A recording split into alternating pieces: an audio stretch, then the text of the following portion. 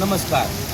મહીસાગર જિલ્લાના વીરપુર તાલુકાના ખેરલી ગામે આવેલી લાવડી નદી ઉપર આ વર્ષનું સતત ત્રીજી વાર પૂર આવ્યું છે અને ખેરોલી અને ગાંધેલી નદીને જોડતા ડીપ ઉપર પાણી ફરી વળ્યા છે અને રસ્તો અવરજવર બંધ થઈ રહી છે.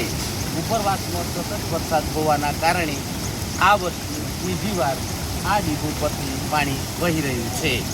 જો અત્યારે વધુ વરસાદ પડે તો આ પુલ સતત પાણીમાં ગરકાવ રહે તેવી શક્યતાઓ છેવાઈ રહી છે અને આજુબાજુ જોયા પછી એવી માહિતી મળે છે કે રાત્રે પુલ ઉપર વધારે પાણી હતું પરંતુ અત્યારે ઓછું થઈ રહ્યું છે.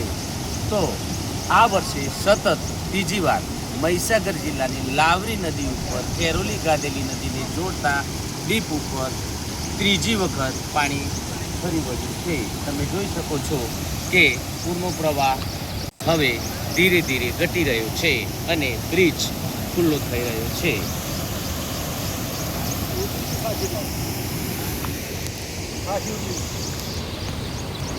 આપણે